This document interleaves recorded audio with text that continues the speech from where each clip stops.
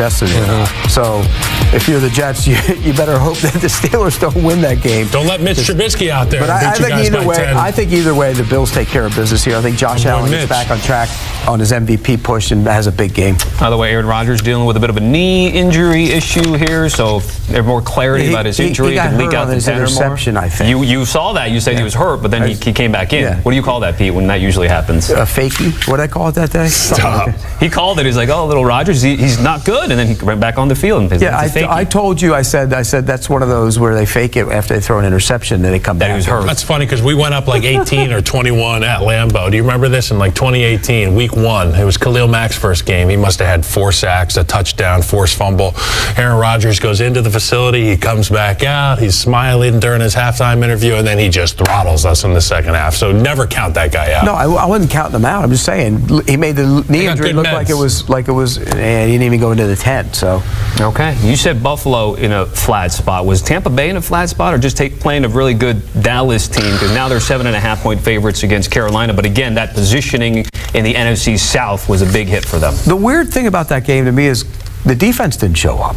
I mean, I thought the defense started to come around a little bit, getting guys back, and they were not good. I mean, they didn't really pressure the quarterback. When they did blitz, they got blocked. It just wasn't a good showing.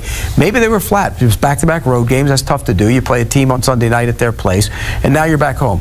I still think they're in a great spot. They play 2 teams. They should beat both of them, and if Washington beats Atlanta, then I think they win the division. So I'm going to take Tampa Bay here. I'm going to take Tampa Bay as well, but then you got to think about, wasn't it Juba Hubbard that fumbled with an opportunity for them to beat the Tampa Bay Buccaneers just about a month ago, maybe less than that. So you hope for the Carolina Panthers fans and the team that they have that in mind. You know, we can beat these guys. We can play neck to neck, toe to toe with them.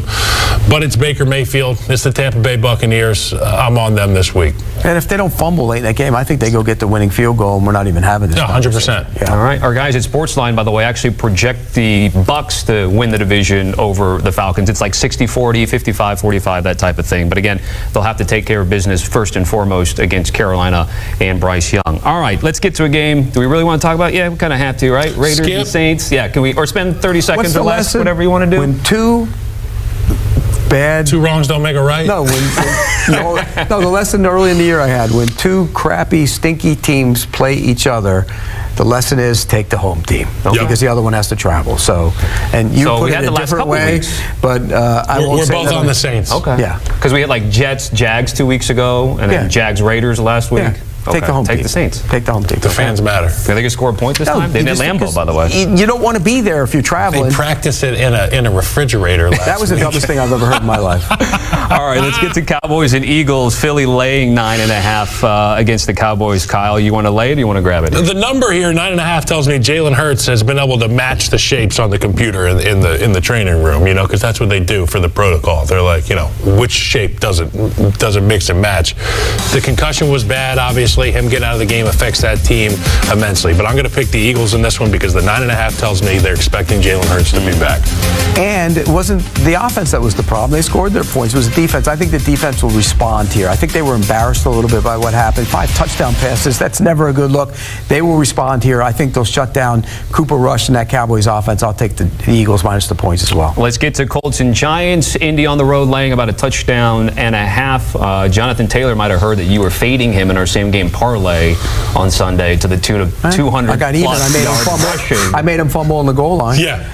you did 2 weeks ago against Denver. They're still in the playoff hunt. He was phenomenal the other day, and again, he's going to be phenomenal here because he's playing a JV team. I think he runs through the Giants. I think the Colts will win this game going away. I think they win it big. Yeah, I got the Colts as well. I mean, the things they can do on the offensive side of the ball, controlling the clock, being able to run the football a number of different ways. Shane Steichen, a great coach, and Anthony Richardson, less is more, dude. You know, I just want him to run the football as much as possible. If I'm an O-lineman, I say, go run it. Let's be part of this physical offense, man. Plus, the Giants have got the call. They got the call. Stand down. Don't you dare win a game. Don't you dare win a game. Okay. You guys have been pretty harmonious in a lot of picks, but this last one we can be quick. That means he's going in the toilet. This last one could be quick because it's another game. Titans, Jags. Jags laying the 1.5. Pete Prisco, you going hometown discount? Again, garbage at home. Team on the road, garbage team, go on the road, you lose. So I'll take the Jaguars here. They got a hot tub at the Jaguar Stadium. It's right? A pool. I want to go in that thing. No, you don't. That thing. And I'll bet the Titans all day from that damn hot tub. Give me the Titans in this game. Okay. Finally, a tiebreaker if it comes down to it with these two guys. We'll hit another break here on HQ, but a reminder again of the 4-game slate we have on CBS and streaming on Paramount Plus. 3 in the early window, and of course, Dolphins Browns at 4:05 Eastern. I'd wear jeans in the hot tub and boots. Packers and Vikings. Green Bay coming off that exciting and dominant performance over the Saints. It should be a good one in division. We continue our expert picks presented by FanDuel. A look at the late afternoon slate. Dolphins nearly a touchdown favorites over the Browns. That one on CBS. Packers Vikings expected to be nearly a coin flip. Minnesota laying at 1.5. Back here with Kyle Long and Pete Prisco. I'm Tommy Tran. Let's get to Dolphins and Browns, who, with their win, Pete, over the Niners, 8.6% chance to still make it to the postseason. They got to get this win. Do they cover this number as well? What's the percent that they win a game in the cold weather? Not great under Mike McDaniel. Well, this is it hasn't been very good, but this is a bad Browns team right now. And I think with Miami playing for something, what we saw out of Miami last week, they ran the football. That's something they hadn't done very well this year. They ran it well. They got their offensive lineman back, and it showed. I'm going to take Miami here. They're still alive, barely, but they are still alive. I think that matters. I'll take the Dolphins. All my usual reasoning I had to throw out the window for this one, because it's going to be colder than 60 degrees. And, I've played in Cleveland. It's a brutal place to play. But at the end of the day, to his point, Cleveland not very good right now. The quarterback situation maybe even worse. I'm going to be taking Mike McDaniel in this group that ran the ball effectively, but they're going to have to throw the ball quickly to keep Myles Garrett and that defensive line off of their quarterback. They're going to have to win 2 cold weather games to have a chance. All right. We'll see. Fins up. Let's go to Packers and Vikings, 1.5. Kyle, Mr. NFC North, how's it playing out? Well, I saw he picked the Packers, so I went the Vikings. I hate both these teams, being an NFC North guy, but I got to give them their flowers. They've been fantastic, and we're just lucky to see that this game is happening this week. It's just awesome. I thought you hated the teams because I hate the Lions the most. There's 3 teams going to the playoffs in that division, and the 4th one ain't. And what's the 4th one? Oh, that's the team that didn't tackle anybody last week, the Chicago Bears. I'll take the Packers here. I love the different styles that they play with. They can beat you physically, they can throw it around, and I think this is a great spot for them. I think they go up there and win the game. You guys alluded to it. Quick recap, though. Falcons, Commanders both go in Washington. Commanders. I'm going Commanders. I think that Jaden Daniels is on to something. And Penix on the road. That's the biggest thing. First road start is always tough for any quarterback. But at least he gets one under his belt, though. The conversation starter is Jaden Daniels, and then you add to that. Then you add to the paragraph rookie quarterback. First road game. Right. And yeah, he had a start under his belt, but it's still on the road. He doesn't have one of those on his belt, and you know how Dan Quinn is that real? Is that a real thing? I mean, that's what I'm saying. Like, at least they get him the Giants at home, game reps, and now again on the road. I get that, but tougher. It matters. It matters. And Washington, with a football team or without a football team, is a hard place to play. With the way that they're playing right now with their quarterback, that place is rocking. Yep. Lions, a field goal and a half against the Niners. Again, when the season had started, boy, we were talking about potential 1 seed. Detroit's held up its end of the bargain. Pete, San Francisco, not so much. I'm going to take the Niners here. I just think they're a prideful franchise. They're not playing for anything. I think being back home, the Lions defense is banged up. The Lions are playing consecutive road games. They have a big one the next week. I think this is a good spot for the Niners. I'll take the Niners. Don't the Lions have to win out in order to maintain that seed? Yeah. Is that how that works? Yeah. Well, I think Dan Campbell's going to say, do not allow this to be a letdown game. Do not look back in the rearview mirror at the end of this football season and said, man, that won in San Francisco. Because what was it last year in the NFC Championship? It was the Detroit Lions fumbling the ball as a team to lose to San Francisco while they were up 3 possessions. They are not going to allow that to happen again. I got the Lions in this one. Look at their coach and blame him for that one. Can do and that. Here's the other thing. Maybe they'll come up with a play where somebody trips and they throw a touchdown pass. Fake trip. He hated that, dude. Could be also one of Jared Goff's last outdoor games. And we had 3 in the regular season all year. If they hold the bargain 1 seed, it's always in the Ford Field Dome. Yeah. If they he threw that outdoor stuff out the window last week in Chicago. He looked pretty good. Yeah. Little triplet. He played well. Mine was a rotten. Speaking of best bets, Prisco's picks with FanDuel.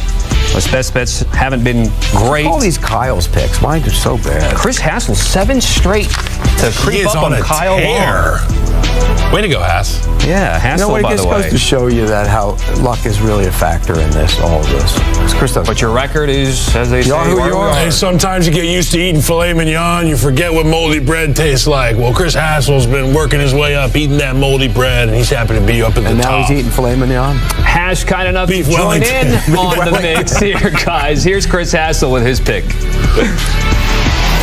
'Twas the day before Christmas, and producer Jack just woke me from my slumber at my in-laws' house in Iowa because he needs a pick from the hottest handicapper in the country. I'm going Christmas Day, Steelers, plus 2.5 at home against the Chiefs. It's a lock. Happy holidays. I'm going back to sleep. I don't think Chris has shaved since he's been with you guys. Well, he looks like really tired, so he must have only got 12 hours of Chris, sleep. blink twice if you need us to get you out of Instead there. of his usual 14 hours of sleep, because Chris sleeps more than any human being in America. Yeah. And then, what about the M&Ms as part of the Christmas decoration? I did They notice do that. weird stuff in Iowa. Iowa, loose meat sandwiches sandwich. and M&M. M&M on the Decor. decoration. I mean, look, I'm not going to fight. Like, could you get hungry? You want some M&Ms? He's trying to get a Go over rise the out of me picking the Steelers. He knows I'm in on the Chiefs. Right. But that being said, Chris has had a historic run here. At He the end really of the is. year. 7 in a row. You can't. I mean, He's like the LA Rams. yeah, but he might be like the Iowa football team now that he's back in Iowa and go rotten. So you got to hold on to your lead. How do you do that? What's your best bet? I do it betting on the Detroit Lions, Dan Campbell, Jared Goff, Ben Johnson, and this Lions team going on the road and handling business. I mean, this is a movie they've seen before. And the first iteration of the movie was they had a letdown in the second half of that game against the Niners. It's not going to happen this week. Best bet, Detroit Lions on the road. fake injured. What's that play called? Fake injured. Stumble bum? Is that what they called it? Stumble bum. By the way, on Sundays, I do a Tommy teaser or Tommy two legs, but since I get to be here midweek with you guys, I'm going off script. I'm going off brand. What? Single No Tommy game teaser? play. Single game? Just one play. And I'm playing the total. Chargers, Patriots, under 43.5. I think it'll be low scoring. Chargers have hit the under the last 4 road games. They're running the ball a little bit more, so I think it's going to be under in Foxborough. So that's a guarantee they're going to get into the 60s in that game. What do you got, Pete? What do you got to match this? I got the Packers. Win the game outright. Don't need any points. I'm not taking them on the money line. I'm taking the points, but I'm taking the Packers. I think they're the better team. I think they're going to go show the Vikings, and they're going to solve that Brian Flores blitz look. You run right at it. Damn right. Yeah. They're going to physically get after them and run the football. That's one thing we can agree on. Producer pick is Steelers money lines. Their team hassle. So everybody follows Chris, huh? Chris is giving out key releases. Self-proclaimed hottest handicapper in America. You don't do that. He didn't look like the hot. He looked like a dead handicapper. He was just like this. I mean, what's the matter with him? I know, it was probably 12 degrees He's in Iowa. malnourished. That's never the hassle that you see. The glasses, Go eat the a loose beard. meat sandwich. Get some Go have a protein. couple loose meats. Get some protein. He's supposed to bring us some back, by the way.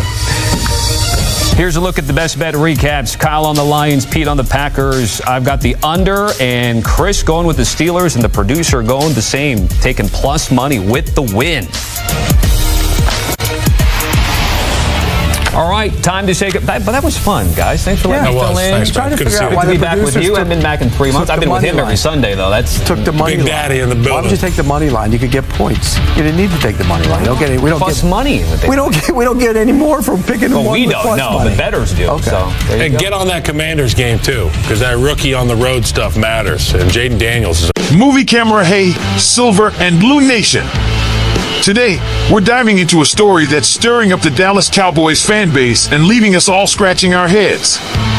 The future of Mike McCarthy as head coach is uncertain, and there's more to this story than meets the eye.